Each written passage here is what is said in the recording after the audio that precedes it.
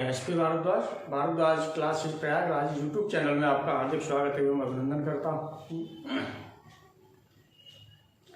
आप लोगों के द्वारा जो फ़ोन किए जाते हैं और प्रशंसा की जाती है बहुत ही अच्छा लगता है।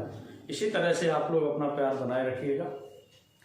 आगे का जो टॉपिक हम लेंगे नंबर सिस्टम में, संख्या पद्धति में, जो कि आपका मैथमेटिक्स का जो है एक टॉपिक है।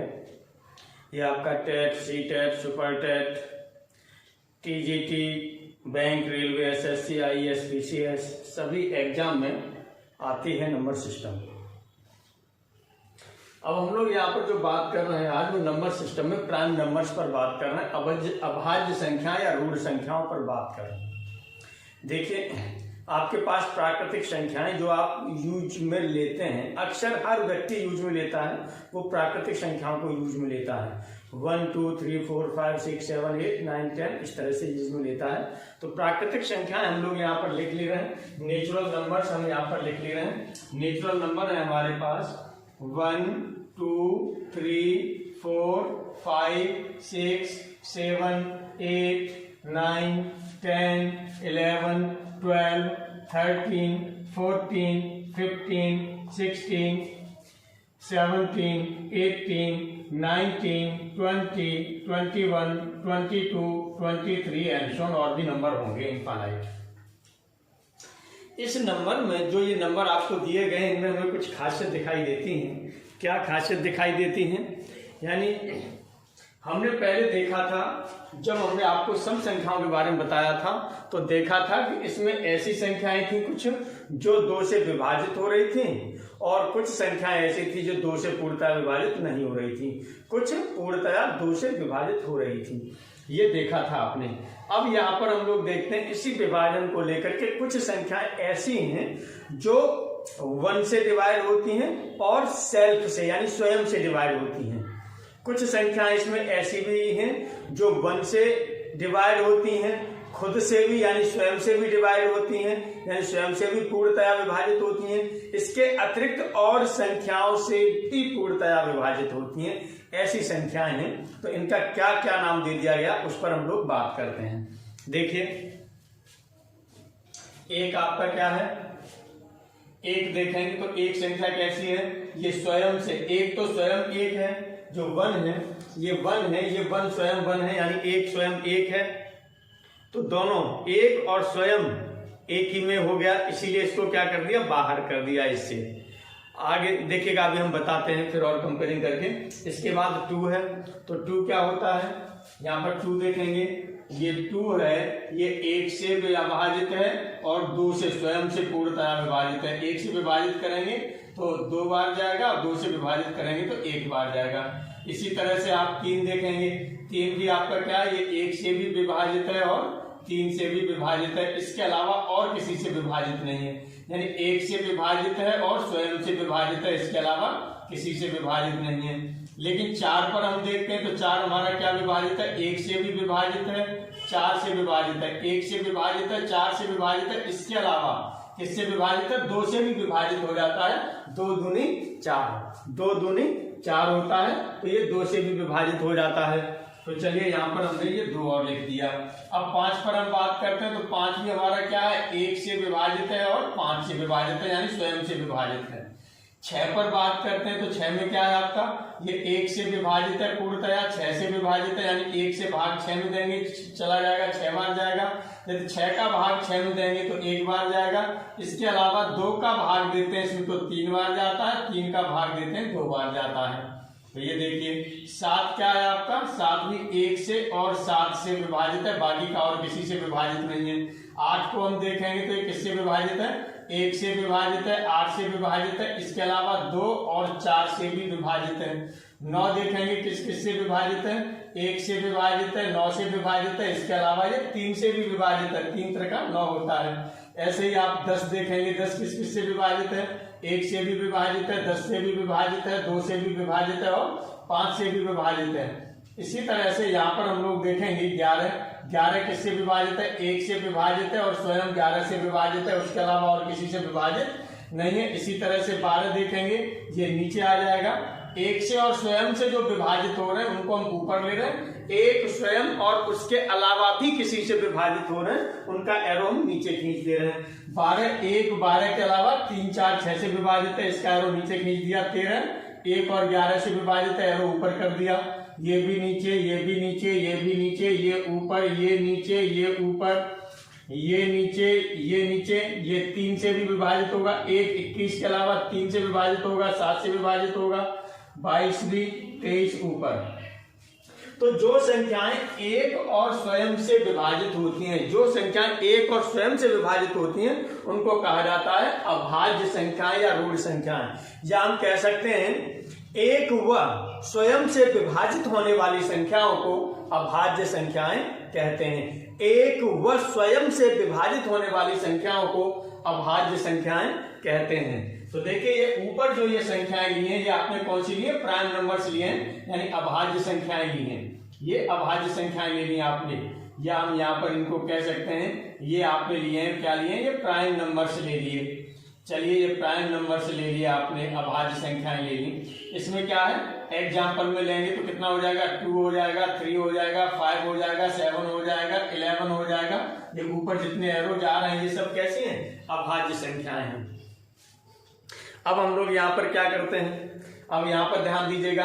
अब इसमें से कुछ संख्याएं ऐसी हैं जो एक से विभाजित हैं, स्वयं से विभाजित हैं, इनके अतिरिक्त और संख्याओं से भी विभाजित हैं।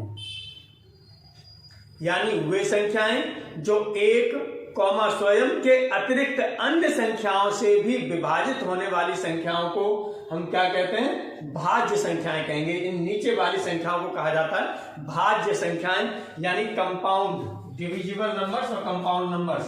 ये नीचे वाली संख्याओं को क्या कहा जाता है? इनको कहा जाता है भाज्य संख्याएं, यानी डिविजिबल नंबर्स। डिविजिबल नंबर्स, ये डिविजिबल नंबर्स हो गया। इनको दूसरा नाम और दिया जाता है या यौगिक संख्याएं भी बोला जाता है इनको। या क्या बोला जाता है? यौगिक संख्याएं भी बोला जाता है इनको। यौगिक संख्या यानी कंपाउंड नंबर्स। तो चलिए या इनको हमने लिख दिया यौगिक संख्याएं। यौगिक संख्याएं, इन्हीं को कहा जाता है, इंग्लिश में क्या बोलते हैं? Compound numbers. कंपाउंड नंबर्स ये आपने ले लिया, कंपाउंड नंबर्स ले लिया। अब यहां पर देखेंगे कंपाउंड नंबर्स में कौन कौन सा आ रहा है? 1 4 2 1 6 2 3 ये संख्याएं आ रही हैं। अब यहां पर देखेंगे यदि इसे हम 1 पर लागू करते हैं तो 1 क्या है आपका? 1 जो आपने लिया है, एक स्वयं भी 1 है और 1 से भी विभाजित हो रहा है। तो चूंकि स्वयं भी 1 है, 1 से विभाजित हो रहा है, इसीलिए इसको क्या कर दिया? इन दोनों संख्याओं से बाहर कर दिया। इसीलिए इसे क्या कर दिया? दोनों संख्याओं से बाहर कर दिया। इंपॉर्टेंट क्वेश्चन है, ध्यान रखिए। 1 न तो अभाज्य संख्या है और न ही भाज्य संख्या है। मोस्ट इंपॉर्टेंट है, एग्जाम में पूछे जाने वाला क्वेश्चन है। 1 कैसा है? न तो अभाज्य संख्या है और न ही भाज्य संख्या है। नोट कर लीजिए, जो ये 1 है आपका, जो ये 1 लिया है, ये कैसा है? न तो भाज्य है, न तो भाज्य है और न अभाज्य है। ध्यान दीजिएगा, 1 जो आपका होता है ये न तो भाज्य है और न ही ये अभाज्य। मोस्ट इंपॉर्टेंट है क्वेश्चन, अक्सर ये एग्जाम में पूछ लिया जाता है, ध्यान रखना है आपको। अब यहां पर हम लोग क्या बात करते हैं? ये इनके हम रिजल्ट्स ले लें, लिख लें पहले इनको, और इनके बाद में इन पर एनालिसिस करके इनके क्या ले लें? रिजल्ट ले लें। तो चलिए हमने पहले यहाँ भाज्य संख्याओं ये आपने लिख लिए, तो पहले भाज्य संख्याओं के एग्जाम्पल हम लोग ले लेते हैं। भाज्य संख्याओं में कौन कौन सी पहले आ रही है? 4 आ रही है आपकी। 4 के बाद में क्या आ रहा है? 6 आ रहा है, 8 आ रहा है, 9 आ रहा है, 10 आ रहा है, 12 आ रहा है, 14 आ रहा है, 15 आ रहा है, 16 आ रहा है, 18 आ रहा है, 20 आ रहा है, एंड सो ऑन। और भी ढेर सारी संख्याएं हो जाएंगी जो आपकी भाज्य संख्याएं हैं। अब अभाज्य संख्याओं के भी चलिए हम यहाँ पर लिख ले रहे हैं एग्जाम्पल्स। तो प्राइम नंबर्स के एग्जाम्पल्स क्या है आपके? प्राइम नंबर्स के एग्जाम्पल यहाँ लिख ले रहे हैं। ये प्राइम नंबर्स में आपने क्या लिखा? ये 2 हो गया, 3 हो गया, 5 हो गया, 7 हो गया, 11 हो गया, 13, 17, 19, एंड सो ऑन, और भी आगे। और लिखना चाहें तो यहाँ पर 23 लिख लें और भी आगे लिख लेंगे। ये आपके प्राइम नंबर्स हो गए। अब यहाँ पर हमने आपसे कहा कि एनालिसिस हमें करना है, तो सबसे पहले चलिए हम प्राइम नंबर्स पर देखते हैं। तो प्राइम नंबर में हमें क्या मिलता है, अभाज्य संख्याओं में क्या मिलता है। अभाज्य संख्याओं में हम देख रहे हैं कि जो सबसे छोटी अभाज्य संख्या है वो कौन सी है, 2 है। सबसे छोटी अभाज्य संख्या है वो कितनी है, 2 है। नोट कर लीजिएगा, ये भी क्वेश्चन कई बार एग्जाम में टेट सी टाइप में पूछा गया है। सबसे छोटी अभाज्य संख्या, तो सबसे छोटी अभाज्य संख्या कितनी होती है, 2 होती है। और यहाँ पर देखेंगे अभाज्य संख्याओं में, ये देखिएगा ये कैसी है, ये देखेंगे 3 विषम संख्या, 5 विषम संख्या, 7 विषम संख्या, 11 विषम संख्या, 13 विषम संख्या, 17 विषम संख्या, 19 विषम संख्या, 23 विषम संख्या, ये सब विषम संख्या हैं, लेकिन 2 कैसी है, सम संख्या है। तो आप ये भी ध्यान दीजिएगा, 2 एक आपकी यानी जो सम संख्याओं में केवल एक अभाज्य संख्या होती है वो होती है 2, या आप कह सकते हैं सम अभाज्य संख्या वो क्या होती है, 2 होती है। और इसके अलावा कोई भी आप देखेंगे अभाज्य संख्या सम संख्या नहीं है, सिर्फ एक ही सम संख्या है वो 2 है जो अभाज्य है। अब यहां पर देखेंगे सबसे छोटी, ये आपकी क्या है, ये सबसे छोटी अभाज्य संख्या है। सबसे छोटी अभाज्य संख्या है ये आपने यहां पर लिख दिया, सबसे छोटी अभाज्य संख्या। इसी तरह से 2 को छोड़ करके सभी जितनी अभाज्य संख्याएं वो कैसी होती हैं, विषम संख्याएं होती हैं। 2 को छोड़कर बाकी की जितनी भी अभाज्य संख्याएं वो सब कैसी हैं, विषम संख्याएं। 2 कैसी है, सम संख्या है, ध्यान रखिएगा। अब यहां पर हम लोग जो बात करते हैं सबसे छोटी, यदि यहां पर आपसे कहा जाए सबसे छोटी सम अभाज्य संख्या, सबसे छोटी सम अभाज्य संख्या, तो क्या होगी, सबसे छोटी सम अभाज्य संख्या, सबसे छोटी सम अभाज्य संख्या, तो ये आपकी क्या हो गई, 2 हो गई। अब ध्यान दीजिएगा, यदि आपसे कह दिया जाए सबसे छोटी और यहां सम ने लिख के उसने लिख दिया विषम अभाज्य संख्या, तो ये कितनी हो जाएगी, 3 हो जाएगी। ये कितनी हो जाएगी आपकी, ये 3 हो जाएगी। ये ध्यान रखिएगा, सबसे छोटी अभाज्य संख्या 2 होगी। क्वेश्चन में ध्यान रखिएगा, सबसे छोटी अभाज्य संख्या 2 होगी।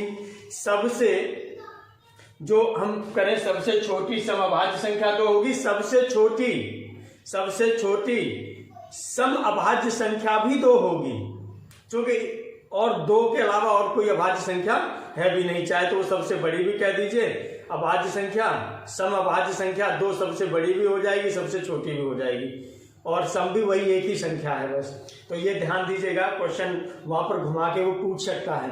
इसी तरह से अब यदि आपसे कहा जाए कि यदि यहाँ पर 2 के अलावा, अब 2 हमने सम हटा दिया, तो अब ये विषम संख्याएं, तो केवल विषम संख्याओं में सबसे छोटी अभाज्य संख्या पूछने लगे तो क्या हो जाएगा, ये 3 हो जाएगा। अब 2 के अलावा अब देखेंगे ये सभी आपके पास कैसे विषम संख्याएं। अब इन विषम संख्याओं में सबसे छोटी कौन सी है, तो सबसे छोटी 3 ही है ना।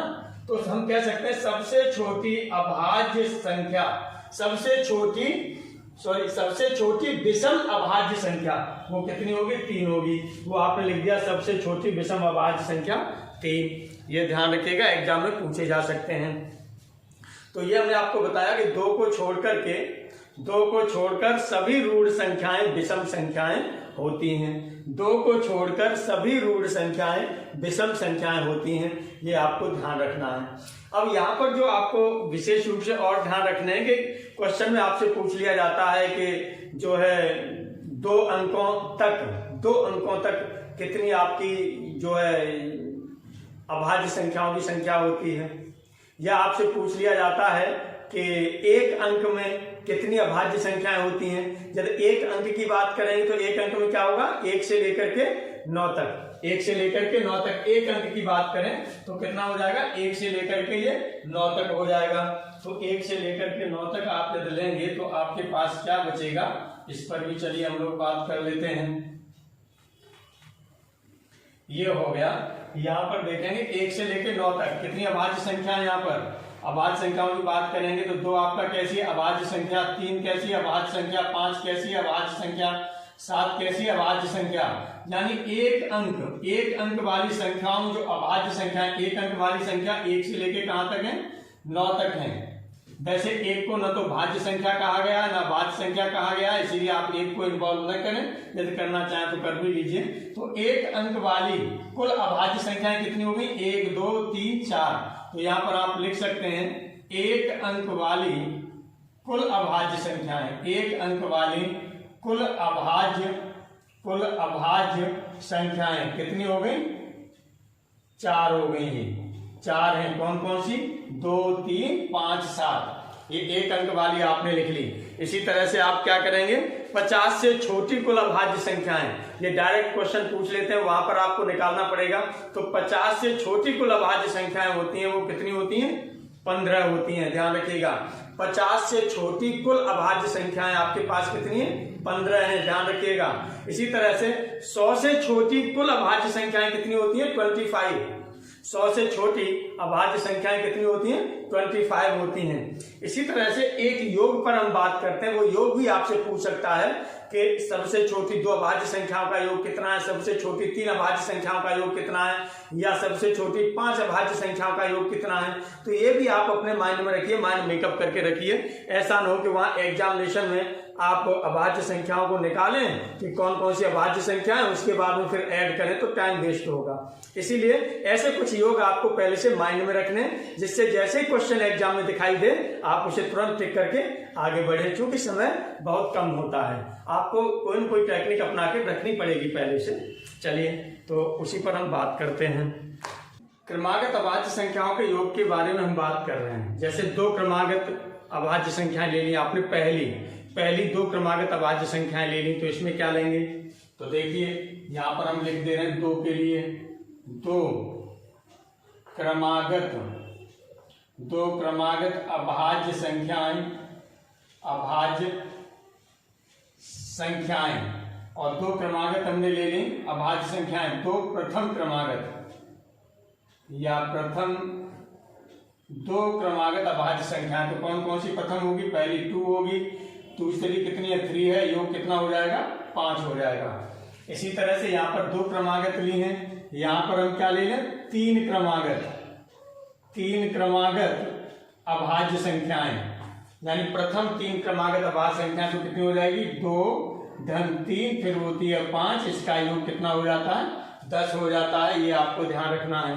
अब यहां से आप क्या करेंगे 4 क्रमागत की बात कर रहे हैं, 4 क्रमागत अभाज्य संख्याएं आप ले लीजिएगा।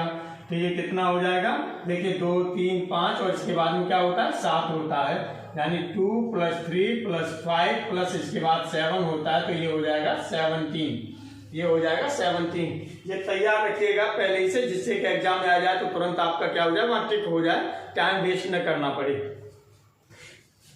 और यहाँ पर 4 के बाद में अब यहाँ पर हमने क्या ले लिया 5 क्रमागत ले रहे हैं, 5 क्रमागत अभाज्य संख्याएं ले रहे हैं। 5 क्रमागत अभाज्य संख्याओं में कौन कौन सी हो जाएगी 2 + 3 + 5 + 7 और 7 के बाद होता है 11। अब इसमें क्या हो जाएगा 11 इसे जोड़ेंगे तो कितना हो जाता है 28 हो जाता है। इसी तरह से अब यहाँ पर हम बात कर रहे हैं 6 क्रमागत की बात कर रहे हैं। 6 क्रमागत 6 यानी प्रथम 6 क्रमागत अभाज्य संख्याओं का योग 6 की बात करें तो इसमें कौन कौन सा होगा 2 + 3 + 5 + 7 + 11, 1 2 3 4 5 हो गई, प्लस यहाँ पर क्या कर देंगे 13 को भी ऐड करते हैं तो ये कितना हो जाता है 41 हो जाता है, ये 41 हो गया। इसी तरह से अब हम लोग बात करेंगे 7 क्रमागत का कितना होता है 58, 7 क्रमागत का 58 होगा, ध्यान रखिएगा। चलिए यहाँ पर हम 7 क्रमागत की बात कर ले रहे हैं। 7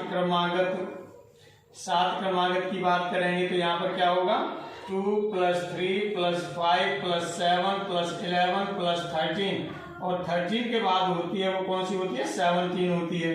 जब इसे हम जोड़ेंगे तो ये कितना हो जाता है 58 हो जाता है। इसी तरह से 8 क्रमागत की बात करें, यानी प्रथम 8 क्रमागत अभाज्य संख्याओं का योग, प्रथम 8 क्रमागत अभाज्य संख्याओं का योग। अब 17 के बाद में कौन सी आएगी? 19 आएगी। इसमें आप क्या करेंगे? 19 जोड़ देंगे। 19 जोड़ेंगे तो कितना हो जाएगा? 77। डायरेक्ट लिख दे रहा हूं। इनका योग जो होगा 8 क्रमागत जो संख्याएं होंगी इनका योग कितना होगा? 77 होगा। इसके बाद में 9 क्रमागत की बात करते हैं तो उसका योग होता है 100। 9 क्रमागत की बात करेंगे तो योग कितना होता है? 100 होता है। तो चलिए यहाँ पर 9 लिख देते हैं हम, यानी प्रथम 9 क्रमागत अभाज्य संख्याएं। अब चलिए संख्याओं लिख दिया हमने। अब इसका जो योग होता है वो योग कितना होता है? हमने बताया इसका जो योग होता है 37 ऐड करते हैं, और 37 जब ऐड करेंगे यहाँ पर आपका कितना हो गया योग? यहाँ पर ये हो गया आपका 77 था। यहाँ से 17 के बाद में यदि इसमें आपने ऐड किया है वो कितना ऐड किया? 19 के बाद में इसमें ऐड करना होगा वो कितना होगा? 23। जब 23 ऐड करेंगे तो ये कितना हो जाएगा? योग 100 हो जाएगा। ये ध्यान रखिएगा। इसके बाद में ये 9 ले लें। अब हम 10 के लिए ले लें तो 10 के लिए ये वैल्यू निकल के आती है, कितनी निकल के आती है? 129। 10 के लिए कितनी निकल के आएगी? 129। तो 10 के लिए यदि ये वैल्यू योग जो होगा 10 के लिए जो योग होगा ये होगा 129।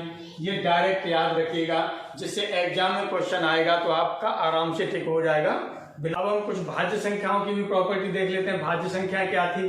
भाज्य संख्या जो आपकी निकल के आई थी सबसे पहले कितनी निकल के आ रही थी? 4 के बाद में आपकी कितनी थी? 6 के बाद 8 थी, 8 के बाद में 9 थी, 10 थी, फिर 12 के बाद में थी आपकी 14, 15 और इसके बाद में थी आपकी ये 16 एंड सो ऑन। इस तरह से भाज्य संख्याएं थी। तो सबसे छोटी धनात्मक जो भाज्य संख्या होती है वो कितनी होती है? 4 होती है। 4 कैसी है? ये सबसे छोटी। ये क्वेश्चन कभी पूछा नहीं गया है लेकिन पूछे जाने की संभावनाएं रहेंगी, ध्यान रखिएगा। सबसे छोटी धनात्मक भाज्य संख्या तो ये क्या हो जाएगा? ये लिख देंगे आप 4 हो जाएगा। ये धनात्मक नहीं भी आएगा, सबसे छोटी भाज्य संख्या लिखा आता है फिर भी आपका क्या होगा? ये 4 ही होगा। ये आपको ध्यान में रखना है। अब यहाँ पर हम लोग जो बात करते हैं नोट जो आपको लिखना है, तो हमने आपको बताया था एक न तो भाज्य संख्या है और न ही अभाज्य संख्या है। एक केवल एक की बात कर रहे हैं हम। नोट में यदि नोट में यहाँ पर लिखेंगे तो नोट में पहले नंबर में आप लिखेंगे जो 1 है ये क्या है? न तो भाज्य है और न अभाज्य। ये ध्यान रखिएगा, मोस्ट इंपॉर्टेंट है, एग्जाम में पूछा जा सकता है। सेकंड, दूसरे नंबर पर हम यहाँ पर क्या देख रहे थे हमने इसमें कि भाज्य संख्याओं में सम और विषम दोनों संख्याएं होती हैं। भाज्य संख्याओं में सम और विषम देखिए 4, 6, 8 सम संख्याएं, 9 विषम हो गई, 10 सम है, 12 सम, 14 सम, 15 विषम, 16 सम, इसके बाद में 18 आएगी, 18 सम, 20 के बाद 21 आएगी, 21 विषम। तो जो भाज्य संख्याएं होती हैं इसमें क्या होती हैं? आपकी सम और विषम दोनों संख्याएं इसमें आपको मिलती हैं। इसके बाद जो हम लोग बात करते हैं वो बात करेंगे सअभाज्य संख्याएं, यानी को प्राइम नंबर्स। एक चीज भाज्य संख्या में और आप ध्यान देंगे, इसको दूसरी भाषा में हम लिख दें तो भाज्य संख्याओं में हमने क्या कहा था? जो 1 से डिवाइड होती हैं, स्वयं के अतिरिक्त अन्य किसी संख्या से और डिवाइड होती हैं। तो जो अन्य ये संख्याएं जो होती हैं इन्हीं को कहा जाता है अपवर्तक।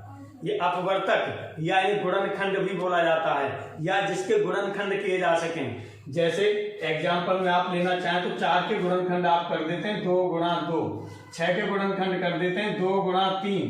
तो 2 गुणा 3 ये जो किए जाते हैं, जो गुणनखंड किए जाते हैं, किसके उसमें किए जाते हैं? गुणनखंड जब किए जाते हैं तो गुणनखंड में अभाज्य संख्याएं ली जाती हैं। ये अभाज्य संख्याएं होनी चाहिए गुणनखंड में, ठीक है? तो ये कहलाते हैं अपवर्तक। आगे अभी हम लोग महत्तम संभावर्तक एलसीएम और एचसीएफ पढ़ाएंगे तो वहां पर बताएंगे क्या अपवर्तक होते हैं, क्या अपवर्त होते हैं, दोनों पढ़ाएंगे। उससे चूंकि एक क्वेश्चन सी टेट में एग्जाम में हर बार पूछा जाता है तो उस पर भी हम बहुत जल्दी ही पहुंचेंगे और आपको बताएंगे, परेशान होने की कोई बात नहीं है। चलिए अब हम लोग जो बात करते हैं वो बात करते हैं सह अभाज्य संख्याओं पर। सह अभाज्य संख्याओं पर हम लोग बात करते हैं। देखिए सह अभाज्य संख्याएं क्या होती हैं, यानी इनको बोला जाता है को प्राइम नंबर्स। को प्राइम नंबर्स पर बात कर रहे हैं। को प्राइम नंबर्स, को प्राइम नंबर्स यानी सह अभाज्य संख्याएं। सह अभाज्य संख्याएं, इन पर हम लोग बात कर रहे हैं। देखिए सह अभाज्य संख्याएं क्या होती हैं। सह अभाज्य संख्याएं ऐसी दो प्राकृतिक संख्याएं जिनमें केवल एक ही आपका कॉमन हो या उभयनिष्ठ हो। ऐसी दो प्राकृतिक संख्याएं, यानी दो प्राकृतिक संख्याएं होंगी जिसमें केवल जो कॉमन हो वो कितना हो, या उभयनिष्ठ हो वो कितना हो, केवल एक हो, तो उसे हम क्या कहते हैं, उसे हम कहेंगे को प्राइम नंबर्स। एग्जाम्पल के लिए लेना चाहें तो आप ले सकते हैं, क्या ले सकते हैं, आपने ये कह दिया जैसे 2 व 3। 2 व 3 में कॉमन क्या होगा, 2 व 3 में कॉमन की हम बात करें तो देखिए 2 के गुणनखंड करेंगे तो 2 का क्या होगा, 2 गुणा 1 होगा। 3 के गुणनखंड करेंगे तो क्या होगा, 3 गुणा 1 होगा। तो दोनों में कौन सा कॉमन है, ये कॉमन है 1। तो यही हमने कहा है कि ऐसी दो संख्याएं जिनमें उभयनिष्ठ सिर्फ क्या हो, केवल एक हो, या इसी को बोला जाता है महत्तम समापवर्तक। यानी ऐसी संख्याएं, ऐसी दो प्राकृतिक संख्याएं जिनका महत्तम समापवर्तक एक होता है, उन्हें क्या कहते हैं, सह अभाज्य संख्याएं कहते हैं। ये क्वेश्चन कई बार एग्जाम में पूछा गया, ध्यान रखिएगा कि जिन संख्याओं का महत्तम समापवर्तक एक होता है उनको क्या कहते हैं, तो उनको कहते हैं सह अभाज्य संख्याएं। ये ध्यान दीजिएगा, यानी सह अभाज्य संख्याओं का जो महत्तम समापवर्तक होता है वो कितना होता है, एक होता है। तो एग्जाम्पल के लिए आपने क्या लिया, 2 3 ले लिया, 3 4 ले सकते हैं, 3 व 4 में भी देखेंगे महत्तम समापवर्तक एक ही आएगा। 5 6 महत्तम समापवर्तक एक आएगा। कहने का मतलब आप लगातार दो क्रमागत संख्याएं ले लेंगे तो उसमें तो महत्तम समापवर्तक एक आएगा ही, इसके अलावा औरों में भी आता है। जैसे हम लोग ले लें, जैसे हमने ये ले लिया, चलिए 7 ले लिया, 7 व 9। अब ये क्रमागत नहीं है लेकिन इसमें भी महत्तम समापवर्तक कितना हो रहा है, एक हो रहा है। या आपने ये ले लिया 8 व 11, इसका भी महत्तम समापवर्तक कितना होगा, 8 व 11 का महत्तम समापवर्तक इसका भी क्या होगा, एक ही होगा। तो ये सभी संख्याएं ये कैसे हैं, सह अभाज्य संख्याएं। तो ध्यान दीजिएगा कि सह अभाज्य संख्याओं का जो महत्तम समापवर्तक होता है वो कितना होता है, एक होता है। तो यहाँ पर आप लिख देंगे सह अभाज्य संख्याओं, सह अभाज्य संख्याएं या संख्याओं का मस, यानी महत्तम समापवर्तक होता है वो कितना होता है, एक होता है। ये कई बार एग्जाम में क्वेश्चन पूछा गया है, टेट में भी और सी-टेट में भी, इसीलिए ध्यान रखिएगा पूछे जाने की संभावनाएं बनेंगी। जब आप देखेंगे आंसर उठा करके एक क्वेश्चंस आपको मिलते हैं उसमें। अब हम लोग यहाँ पर बात करेंगे जुड़वा अभाज्य संख्याओं की। अब हम लोग बात करेंगे जुड़वा अभाज्य संख्याओं की। तो जुड़वा अभाज्य संख्याएं क्या होती हैं, इस पर हम लोग बात करते हैं। चलिए यहाँ पर हम लोग जो बात कर रहे हैं, जुड़वा सह अभाज्य संख्याएं, जुड़वा सह अभाज्य संख्याएं, इनको इंग्लिश में क्या बोला जाता है, ट्विन्स। को प्राइम नंबर्स भी लिख सकते हैं, यानी ट्विन प्राइम नंबर्स। सह अभाज्य संख्या, जुड़वा सह अभाज्य संख्या, twin prime numbers, twin prime numbers. अब देखिए ये क्या होती हैं, सह अभाज्य संख्याओं की जब हम बात करते हैं तो यहां पर हम क्या करते हैं, यदि दो क्रमागत अभाज्य संख्याएं हैं, दो क्रमागत अभाज्य संख्याएं, ध्यान दीजिएगा, दो क्रमागत अभाज्य संख्याएं कौन कौन सी होंगी, जैसे 2 3, 3 5। भाई अभाज्य संख्याएं आपके पास कौन कौन सी थी, एक बार फिर मैं यहां पर ले रहा हूं। अभाज्य संख्याएं जो आपके पास थी वो कौन कौन सी थी, अभाज्य संख्याएं, जो अभाज्य संख्याएं थी आपके पास में वो आपने 2 3 5 7 9 नहीं था, सॉरी 11 और 13 के बाद में क्या था, 17 19 एंड सो ऑन, ये थी। तो सहअभाज्य संख्या में हम यहाँ पर बात कर रहे हैं कि जुड़वा सहअभाज्य संख्याओं की बात कर रहे हैं। तो जुड़वा का मतलब होता है कि जिनके ऐसी दो अभाज्य संख्याएं जिनके बीच में, यानी ये भी कैसे होनी चाहिए, क्रम से होनी चाहिए। अब देखिएगा 2 के बाद में 3 है तो इनके बीच में कोई आपका सम संख्या नहीं है।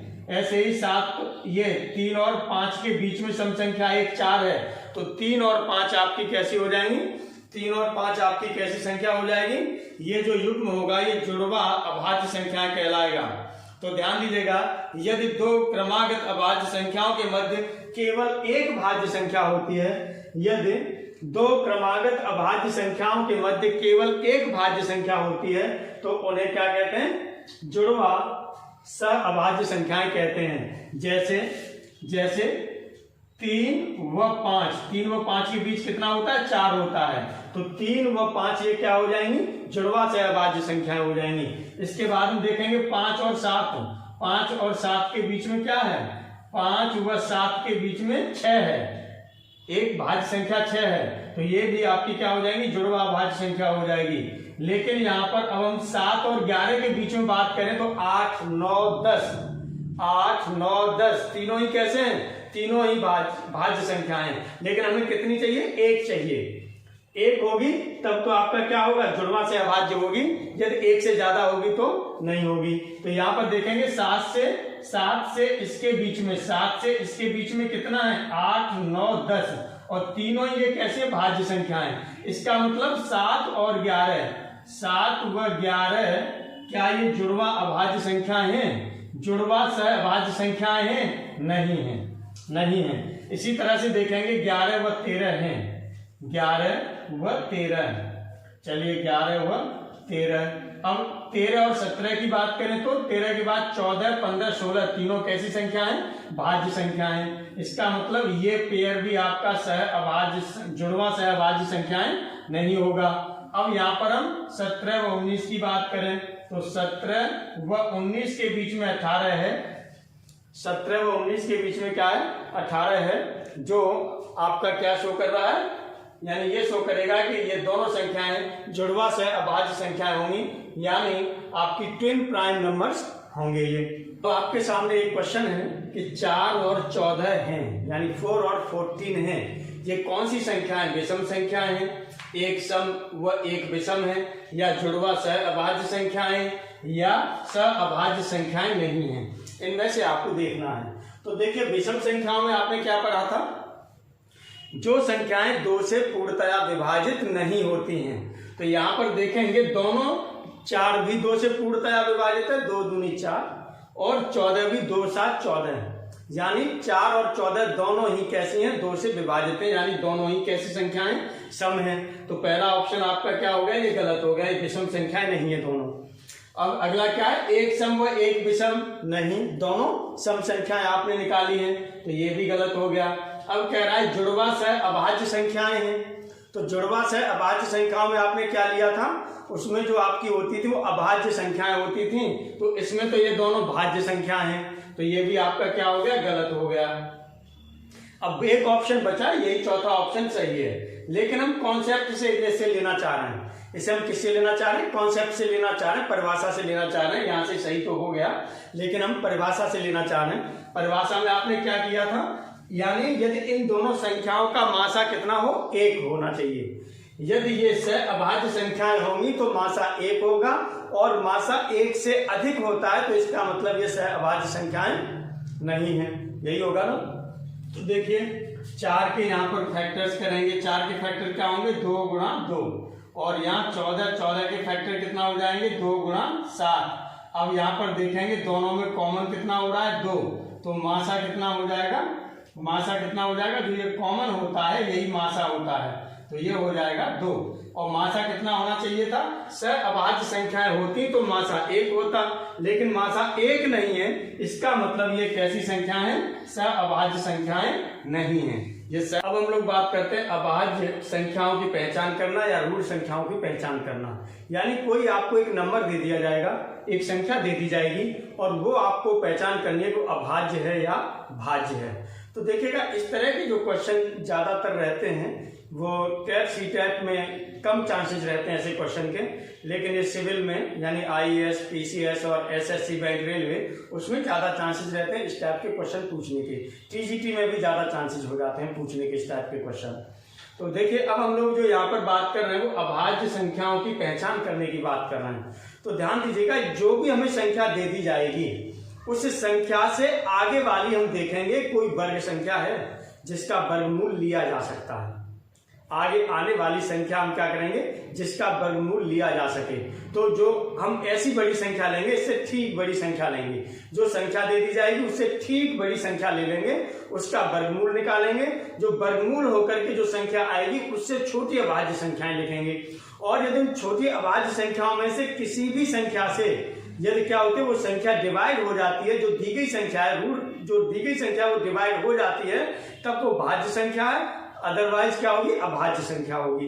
देखिए एग्जाम्पल के लिए हम लोग ले लेते हैं, जैसे एग्जाम्पल यदि हम यहाँ पर लेना चाहें, कोई सा भी एक एग्जाम्पल ले लीजिए, कोई सी भी आपकी समझ में जो आए वो संख्या लिख लीजिए और उसे आप सॉल्व करना शुरू कर दीजिए। या एग्जाम्पल के लिए चलिए हम लोग ले लेते हैं 261 ले लेना है। 261 आपकी भाज्य है या अभाज्य, इसको हम चेक कर लेना है। तो चलिए यहाँ पर हमने ले लिया क्वेश्चन, हमने ले लिया 261, ये हमें जांच करना है कि भाज्यता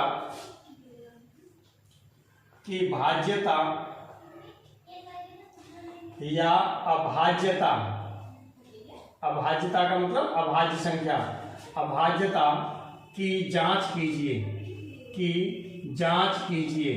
चलिए इनकी हम अभाज्यता की जांच कर लेते हैं, कैसे करेंगे सॉल्यूशन की बात करते हैं। ये कितना है, 261 एक नंबर है हमारे पास। अब हमें ये देखना है कि इससे बड़ी जो है वर्ग संख्या कौन सी है, इससे बड़ी वर्ग संख्या कौन सी है। तो यहाँ पर आप क्या करेंगे, जैसे 1 का वर्ग 1 होता है, 2 का वर्ग 4 होता है ना, 1 का वर्ग 1, 2 का वर्ग 4, 3 का वर्ग 9, 4 का वर्ग 14, 5 का वर्ग 25, 6 का वर्ग 36, इस तरह से होता है।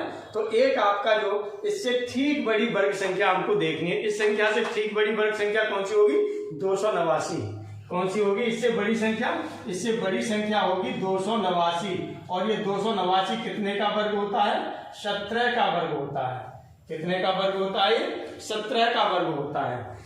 ठीक, यानी 261 से जो बड़ी वर्ग संख्या है वो 289 है, और 289 है वो 17 का वर्ग है, और 17 का वर्ग है तब अब 17 से छोटी, जो 17 से छोटी अभाज्य संख्याएं कौन कौन सी है वो यहाँ पर लिख लीजिए। तो 17 से छोटी अभाज्य संख्याएं, जितना यहाँ पर 17 का वर्ग हो रहा है ना, तो 17 से छोटी अभाज्य संख्याएं, अभाज्य संख्याएं 17 से छोटी अभाज्य संख्याएं कौन कौन सी होगी, एक तो अभाज्य संख्या 2 है, 3 है, 5 है, 7 है, और उसके बाद कौन सी है, 11 है, और 11 के बाद 13 है। अब हम देखेंगे कि इनमें से ये किसी से विभाजित हो रहा है कि नहीं हो रहा है। 2 से विभाजित 261, 2 से विभाजित नहीं होगा, 3 से विभाजित करें, ये हो जाएगा 3 24 और 3 21 हो जाएगा। 3 से ये विभाजित हो रहा है, यानी 261 क्या है, ये 3 से पूर्णतया विभाजित है, 3 से पूर्णतया विभाजित है।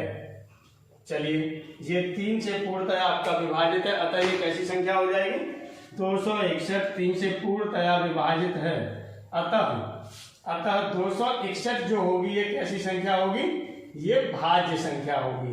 कैसी संख्या होगी, ये भाज्य संख्या होगी। तो इस तरह से आप ये पता करेंगे। एक और हम लोग ले ले रहे हैं, ये 389 ले ले रहे हैं। चलिए 389 ले ले रहे हैं, यहीं पर हम लोग ले ले रहे हैं। ये क्वेश्चन में हमने ले लिया 389, 389 की हमें जांच करनी है ये कैसा है। तो 389 से जो बड़ी वर्ग संख्या इसकी जांच कर रहे हैं, ठीक है, इसकी जांच की जा रही है। तो हम जानते हैं कि 389 से जो बड़ा है वर्ग संख्या वो कितना है, 400 है, और 400 ये बड़ा है जो किसका स्क्वायर होता है, 20 का स्क्वायर होता है। तो 20 से छोटी हम संख्याएं देखेंगे, 20 से छोटी अभाज्य संख्याएं कौन कौन सी होती हैं वो लिख लीजिए पहले। फिर 20 से छोटी अभाज्य संख्याएं, 20 से छोटी अभाज्य संख्याएं कौन कौन सी होती हैं? एक तो 2 हो गया, 3 हो गया, 5, 7, 11, 13 और 19। अब इसे डिवाइड करके देख लीजिए। 2 से ये विभाजित होगा? नहीं होगा। 3 से 3 1 3 दूनी से 3 से भी नहीं होगा। 5 से नहीं होगा। 7 से 7 पंजा 35 नहीं होगा। 11 से 11 तिया 33 5 नहीं होगा। 13 से 13 3 39 और 13 दूनी 26 नहीं होगा 13 से भी। और फिर 19 से देखें, 19 दूनी 38, 19 से भी नहीं होगा। यानी इनमें से किसी से ये विभाजित नहीं है। इसका मतलब 389 जो हो गया ये कैसी संख्या हो गई? एक अभाज्य संख्या हो गई। कैसी संख्या हो गई? ये अभाज्य संख्या हो गई।